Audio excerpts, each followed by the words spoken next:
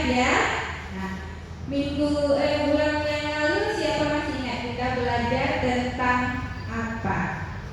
Ada yang masih ingat? Masih, Bu. Ayo, siapa yang masih ingat? Masih, Bu. Tentang Perlindungan anak, Bu. perlindungan Anak. perlindungan anak. Jadi kita masuk ke modul 1, modul pengasuhan dan perlindungan anak.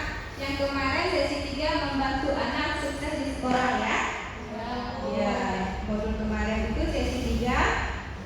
Modul satunya membantu anak sukses di sekolah. Nah, sekarang kita masuk ke modul 4, yaitu tentang pencegahan kekerasan terhadap anak. Sebelum mulai kita pemanasan dulu ya, Bu. Biar semangat, oke? Boleh. Kita tepuk hak anak ya. Bisa ya? Kayak mana itu, Ya. Bu? Ajarin dulu ya. Ya, Bu. 1, 2, 3. Tepuk hak anak. Hak hidup, Nah, tumbuh kembang, tumbuh kembang, perlindungan, perlindungan, partisipasi. partisipasi. Bisa ya? Ya. 1, 2, 3. Tepuk hak anak. Hak hidup, tumbuh kembang, perlindungan, partisipasi. Ya, alhamdulillah. Tepuk tangan semuanya kita. Nah, dari modul ini ada tujuannya ini, Bu. Tujuannya adalah di sini kita diharapkan mampu melakukan pencegahan kekerasan dan perlakuan salah terhadap anak, termasuk pencegahan kekerasan terhadap anak istimewa serta deteksi dini terhadap kekerasan seksual, ya. Jadi ada yang nggak tahu, yang tahu apa itu pengertian anak? Anak kita, Bu. Anak kita ya. Ini udah punya anak semua kan? Sudah. Alhamdulillah ya, semuanya sudah punya anak. Nah, di sini ibu dijelaskan pengertian anak. Anak adalah seseorang yang belum berusia 18 tahun, termasuk yang masih dalam kandungan. Nah, jadi yang masih dalam kandungan dan sebelum dia berusia 18 tahun itulah yang disebut dengan anak. Walaupun badannya besar ya, kalau kita lihat anak-anak sekarang ya, tapi dia tetap disebut dengan anak. Nah, ada lagi pengertian hak anak. Hak anak adalah hak yang melekat pada martabat manusia sebagai insan ciptaan Tuhan yang Maha Esa, yang sifatnya tidak boleh dilanggar oleh siapapun dan yang seolah-olah merupakan suatu hal yang ada. Nah, ini menurut Omar Selaji. Oke, Bu ya. Hak itu hak yang melekat pada anak. Gak akan hilang ya. Tetap melekat pada anak-anak. Nah, di sini ada lagi, Bu. Hak anak dapat diartikan 1, hak melekat atau hak azali pada diri anak. Terus selanjutnya pemberian Tuhan yang Maha Esa. Hak ada sejak dilahirkan bahkan saat di dalam kandungan. Kewajiban orang tua untuk memenuhi hak tersebut. Jika tidak dipenuhi, itu namanya pelanggaran hak. Jika orang tua tidak memenuhi, melanggar undang-undang perlindungan anak. Nah, ini ibu ya. Mentang-mentang anak kita, semua haknya nggak kita penuhi. Boleh ibu. Ini melanggar undang-undang. Di atas sudah disebutkan dari Undang-Undang Perlindungan Anak Nomor 35 Tahun 2014. Biarpun anak kita tetap harus kita penuhi segala hak-haknya. Ya. Nah, jika orang tua tidak mampu, negara harus ambil alih. Kalau orang tua yang mungkin sudah meninggal, tidak mampu sama sekali, negara berhak mengambil alih. Nah, di sini ibu ada sosok. Apa ya? Bu? Apa ini ya? Apa kita tulis di situ, Bu? Ibu mau, saya mau ibu menuliskan hak-hak anak. Apa saja hak-hak anak yang diketahui? Boleh?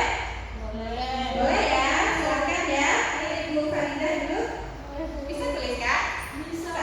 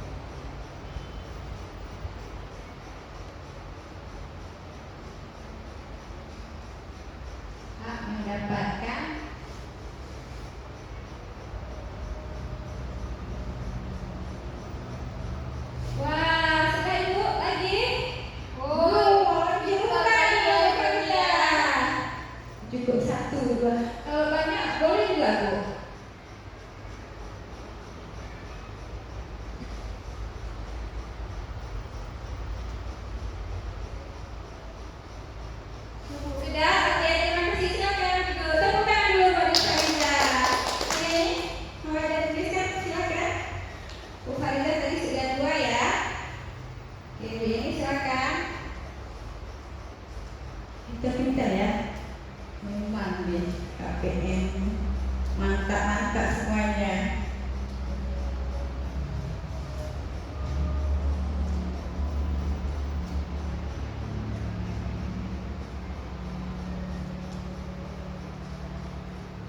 Sudah, terima kasih. Kita kasih apa dulu buat ini? Bagaimana mau ada yang ditambahkan? Ada Bu. Satu lagi tulis. Boleh Bu. Ayo, apa? Hak mendapatkan pelayanan kesehatan. Itu masuk ke mana? Oh, hak mendapatkan pelayanan kesehatan. Kalau anak sakit kita bawa paling tidak ke puskesmas ya, ke bidan. Ada lagi yang sakit ke dukun. Mana lagi? Nggak ada lagi, silakan sekarang bawa anak ke dukun ya. Tapi di kampung saya masih ada Bu. Di kampung itu tangga ini kita sekarang sudah canggih, sudah maju, sudah ada ilmu pengetahuan tentang kesehatan. Ibu bidan ada dekat rumah ya kan, posyandu, puskesmas. Tadi apa ibu ya kan? Hak mendapatkan kesehatan.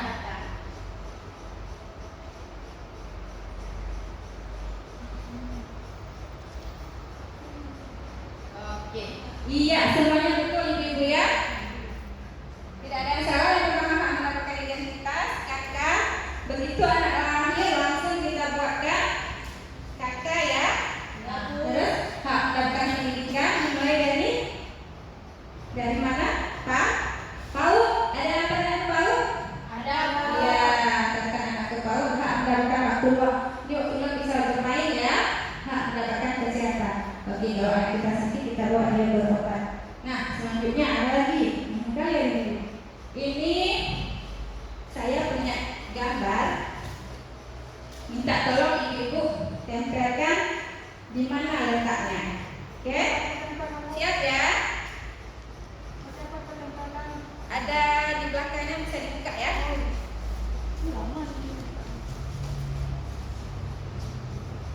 Oke, silakan Ibu Fariza.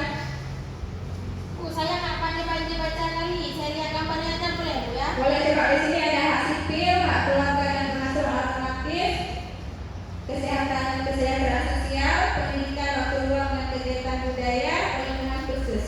Coba, ini sudah, silakan maju terus Ibu.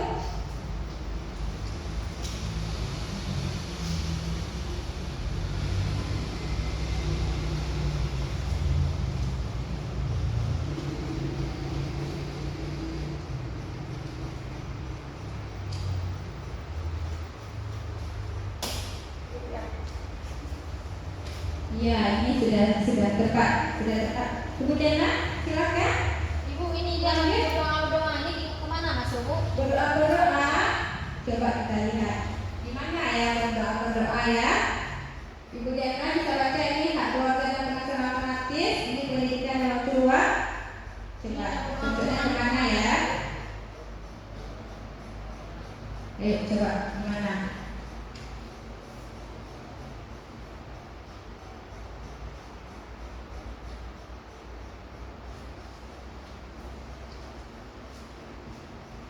Oke, sudah? Belum dapat ya? Hak sipil, oh sudah. Hak memiliki kewarganegaraan, ya hak memiliki kewarganegaraan masih ada hak sipil ya. Pendidikan belum ada ya. Sama hak iya hak memiliki nama. Setiap anak-anak pasti punya nama Bu ya.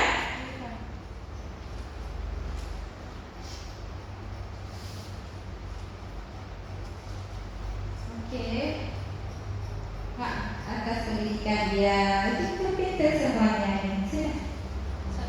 Satu lagi.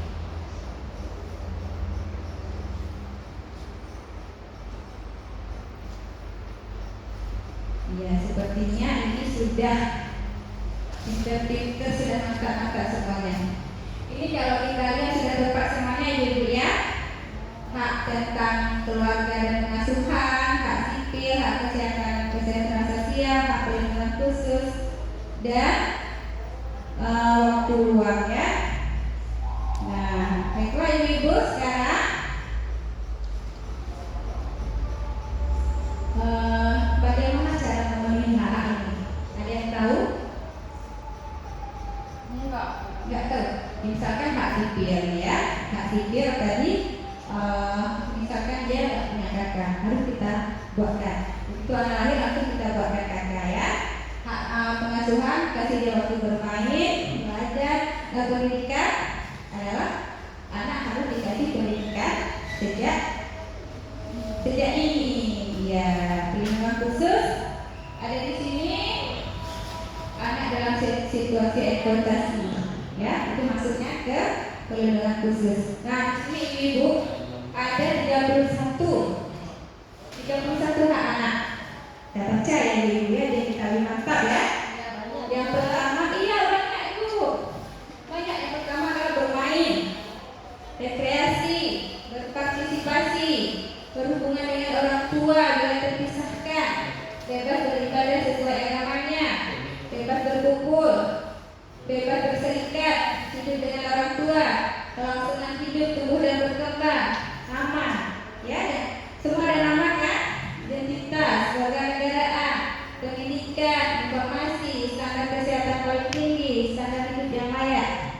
Nah, ada lagi bu terkait dengan perlindungan pribadi, dari tindakan penangkapan semena-mena, dari perampasan kebebasan, dari perlakuan kejam, hukuman yang perlakuan tidak manusiawi, dari siksaan fisik dan non-fisik, dari penculikan, dari eksploitasi seksual, dari eksploitasi penyalahgunaan labor bakat, dari eksploitasi sebagai pekerja anak, dari eksploitasi sebagai kelompok minoritas, dari pemandangan atau perdagangan yang sifatnya belum layak dijadikan anak, seperti film-film porno ya, belum kecuali anak ya, khusus dalam situasi genting darurat, khusus sebagai pengungsi atau orang yang terusir, khusus jika mengalami konflik atau hukum, khusus dalam konflik bersenjata atau konflik sosial. Nah, lengkap ini ya, ada 31 hak anak.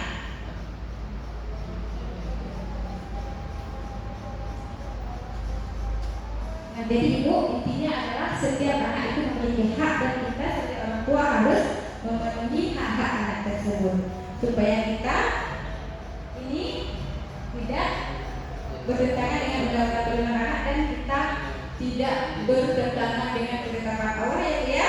Karena itu dikasih kita harus kita jaga, kita rawat, kita pelihara, kita didik sampai dia dewasa supaya dia menjadi anak yang soleh dan solehah, anak yang berbakti kepada orang tua dan anak yang berbakti kepada nusa bangsa dan agama. Jadi ada yang mau ditanyakan ibu sampai di sini? Ada? Cukup? Alhamdulillah sudah mengerti ya. Terima kasih Bu. Alhamdulillah kalau sudah mengerti. Sudah ya ibu ya. Kalau memang sudah tidak ada yang ditanyakan, insya Allah kita bertemu lagi di pertemuan selanjutnya dengan langkah 3, yaitu tentang pengertian tentang kekerasan terhadap anak. Ya ibu ya. Jadi sampai di sini dulu. Terima kasih atas waktunya. Saya dengan Wassalamualaikum warahmatullahi wabarakatuh.